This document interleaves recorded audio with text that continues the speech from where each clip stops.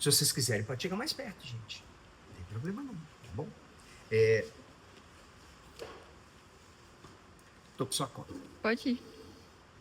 Bom, no estudo da exploração da cavidade abdominal, é interessante, inicialmente, termos uma ideia da anatomia de superfície.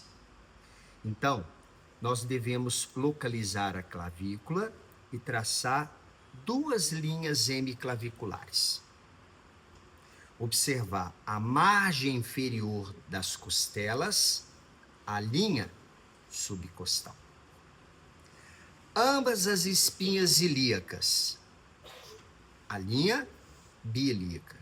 Assim sendo, nós conseguimos delimitar o abdômen em 9 cavidades. Lembrando que o diafragma ocupa uma posição superior à margem subcostal e ele define a divisão entre a cavidade do tórax e a cavidade do abdômen. Então, a região, primeiro, do epigástrico, uma região mais central e alta, por exemplo, a localização do estômago em geral, do pâncreas. Então é interessante a gente, mesmo numa anatomia de superfície, numa abordagem inicial, localizar a posição dos órgãos. Então a gente poderia pensar aqui no estômago, no pâncreas, no epigástrico. No mesogástrico, ali a cicatriz umbilical, jejum no ilha. No hipogástrico, a bexiga, caso do sexo feminino, o útero posteriormente e posteriormente ao útero, o reto para ambos os sexos. Epigástrico, mesogástrico e hipogástrico. As regiões pares. O hipocôndrio direito, parcialmente protegido pelas costelas, a presença do fígado. O hipocôndrio esquerdo, o baço. Na região denominada de flanco direito e esquerdo, vamos destacar os rins, ambos os rins. No flanco direito, o cólon ascendente. No flanco esquerdo, o cólon descendente. Nas regiões inguinais, direita, esquerda, que é representativo de órgão que a gente poderia se projetar na região inguinal direita, o apêndice em ambos os sexos. Aqui também lembrar do ovário e da tuba. Do lado esquerdo, ovário e tuba e o colo sigmoide. Então delimitamos as 9 regiões. Abrindo, rebatemos a pele de ambos os lados. Observamos, né, o músculo reto abdominal aqui. Foi feita uma toracotomia, uma abertura central torácica, bem como uma laparotomia, uma abertura do abdômen. Localizamos o músculo diafragma, que nos permite, então, dividir cavidade torácica de cavidade abdominal. Na cavidade abdominal, o revestimento próprio de quase toda a região é denominado de peritônio. Nós temos 2. O peritônio parietal e o peritônio visceral. O parietal da parede e o visceral é o que envolve algumas vísceras, como o fígado, o estômago. Ó, visualizem aqui, ó. Se quiserem, pode até chegar mais perto. A presença do estômago, ó. Muito bom aqui a gente ver o estômago, tá? Dá pra gente ver o estômago aqui, tá bom? Bem, mas existem órgãos que estão fora da cavidade peritoneal, extra ou retroperitoneais, que a gente não tem uma grande visualização nesse plano de dissecação. Exemplo, o pâncreas, os rins são extraperitoneais ou retoperitoneais. Porém, nesse caso aqui, os rins, desse lado esquerdo, eu vejo o peritônio aqui, em nível anterior. Toco aqui, o rim está aqui embaixo. Ó. Mas do lado direito, parte desse peritônio foi rechaçado. Então conseguiu expor o rim aqui, ó. O rim está aqui, ó. Mas é classificado como órgão extraperitoneal. O único órgão intraperitoneal é o ovário.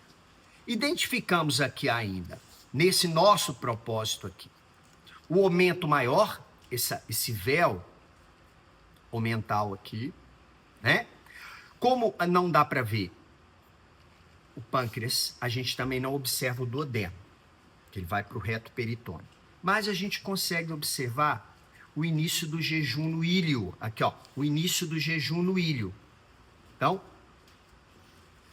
quando a gente pode observar o ângulo duodeno jejunal. Então, tudo isso que eu estou manuseando agora é o jejum no íleo. Olha o tamanho das alças intestinais.